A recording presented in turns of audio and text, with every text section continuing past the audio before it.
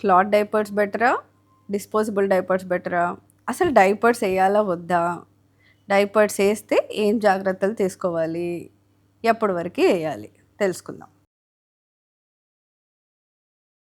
Cloth diapers, disposable diapers ఈ రెండిటికి కూడా ప్రోస్, కాన్స్ అనేవి ఉన్నాయి పిల్లలకి యూజ్ చేసేటప్పుడు. సో, యాజ్ పేరెంట్స్ మీరు ఏది యూజ్ చేసినా కరెక్ట్ సైజ్ చూసుకోవడం ఇంపార్టెంట్. ఫిట్టింగ్ మరీ లూజ్ ఉండకూడదు, మరీ టైట్ ఉండకూడదు. అండ్ వేసినప్పుడు డైపర్స్ ఖచ్చితంగా మీరు ఎవ్రీ 6 అవర్స్‌కి చేంజ్ చేయడం ఇంపార్టెంట్. అలా వేసేసి చాలాసేపు వదిలేయడం అనేది జరగకూడదు.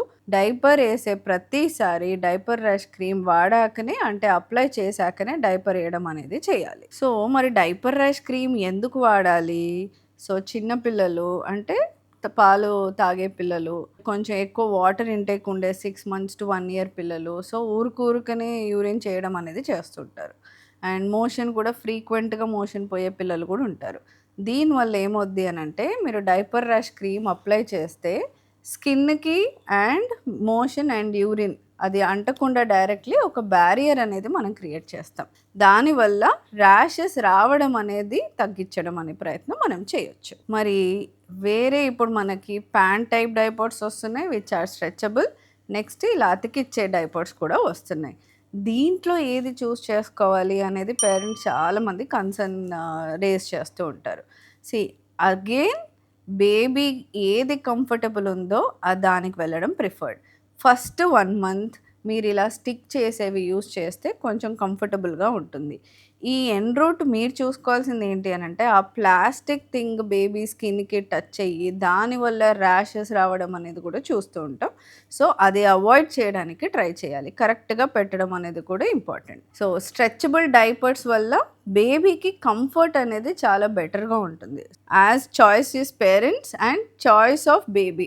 దేంట్లో వాళ్ళు కంఫర్టబుల్ ఉన్నారో అది మీరు చేసుకోవచ్చు. సో, క్లాత్ డైపర్స్ బెటరా? డిస్పోజబుల్ డైపర్స్ బెటరా? సో, ప్రోస్ అండ్ కాన్స్ 2 తెలుసుకుందాం. క్లాత్ డైపర్స్ ఏంటి? కన్వీనియంట్, అబ్జార్బెంట్ అంత ఎక్కువ ఉండకపోవచ్చు, కాస్ట్ ఎఫెక్టివ్. అండ్ వేరాజ్ మన డిస్పోజబుల్ డైపర్స్ ఏంటి? ఇవి ఈజీలీ అబ్జార్బబుల్ ఉంటాయి అండ్ మన very convenient for parents and baby also no issue. Only ఏంటి అంటే లాంగ్ టర్మ్‌లో ఇట్ ఈస్ కాస్ట్ అంత ఎఫెక్టివ్ అనిపించదు అండ్ ఎకో ఫ్రెండ్లీ అయితే డెఫినెట్‌లీ కాదు. సో, యాజ్ పీడియాట్రిషియన్ నేను ఫస్ట్ 1 మంత్ డెఫినెట్‌లీ పిల్లలకి క్లాత్ డైపర్సే ఎంకరేజ్ చేయమని చెప్తుంటాను. బికాస్ పేరెంట్స్ మీరు ఇంకా లెర్నింగ్ ఫేజ్‌లోనే ఉంటారు. సో, బేబీ ఎన్నిసార్లు యూరిన్ పోసింది ఆర్ ఎన్నిసార్లు యూరిన్ పోసాడు, మోషన్ ఎన్నిసార్లు పోయాడు, ఈ కౌంట్ అనేది డెఫినెట్‌లీ రిక్వైర్డ్ టు అసెస్. ఎందుకు అంటే బేబీ సరిగ్గా పాలు తాగుతుందా లేదా, సో గ్రోత్ సరిగ్గా ఉందా లేదా, జస్ట్ బై దిస్ మనం చేయడానికి ఆర్ చెప్పడానికి ఉంటుంది. సో, ఇప్పుడు క్లాత్ డైపర్స్ అయినా, డిస్పోజబుల్ డైపర్స్ అయినా మనం కామన్‌గా ఎన్‌కౌంటర్ అయ్యే ప్రాబ్లమ్స్ ఏంటి? Diaper rash. ఎవరిలో ఎక్కువ చూస్తుంటాం డైపర్ ర్యాష్? క్లీన్‌గా మెయింటైన్ చేయకపోవడం. ఏ డైపర్స్ అయినా చాలా సేపు ఏసేసి వదిలేసి ఉంచడం. సో, మోషన్ పోయారు పిల్లలు, అలానే ఒక 2, 3 అవర్స్ మర్చిపోయారు. అలాంటప్పుడు రావచ్చు. లేదా చంటి పిల్లల్లో మోస్ట్ కామన్‌గా చూసేది తుమ్మినా, దగ్గినా కొంచెం కొంచెం లీక్ అవుతా ఉంటుంది. వాళ్ళ మోషన్, స్టూల్. సో, అలాంటి వాళ్ళలో గూడా మనం డైపర్ ర్యాష్ అనేది ఎక్కువ చూస్తుంటాము. ప్లస్ కొంతమందికి మిల్క్ పడవండి. అంటే జనరల్‌గా డబ్బా పాల పైన ఉన్నవాళ్ళు, సో ఎనీ ఇన్ఫెక్షన్ ఈ కారణాల వల్ల ఫ్రీక్వెన్సీ ఆఫ్ మోషన్ అంటే స్టూల్ అనేది ఎక్కువైతుంది పిల్లలకి అన్నప్పుడు కూడా మనం డైపర్ ర్యాష్ అనేది చూస్తూ ఉంటాం. ఇంకో దగ్గర కూడా మనం చూస్తుంటామండి డైపర్ ర్యాష్. ఎప్పుడు అనంటే వైప్స్ యూజ్ చేసి కూడా బేబీ బమ్‌ని క్లీన్ చేస్తూ ఉంటారు. అది పడకపోయినా కానీ డైపర్ ర్యాష్ అనేది చూడొచ్చు. లేదా డైపర్ యూజ్ అదే డిస్పోజబుల్ డైపర్ యూజ్ చేసే మెటీరియల్ బేబీకి సూట్ అవ్వకపోయినా కానీ we see rash in kids. So, దీంట్లో ఒక మూఢనమ్మకం గురించి కూడా చెప్పాలనుకుంటున్నాను. డైపర్స్ ఏస్తే కాళ్ళు కొంచెం వైడెన్ అవుతాయి అనేది డెఫినెట్‌లీ మూఢనమ్మకం.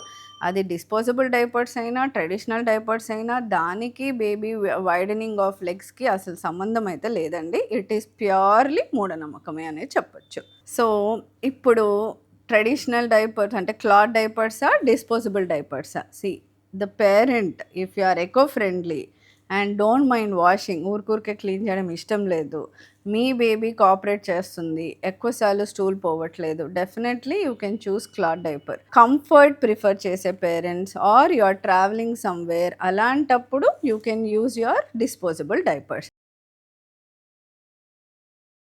సో పేరెంట్స్, మీకు ఏది కంఫర్టబుల్, క్లాత్ డైపర్సా, డిస్పోజబుల్ డైపర్సా? కంపల్సరీ కమెంట్ సెక్షన్లో మెన్షన్ చేయండి. Let's talk about it. Thank you.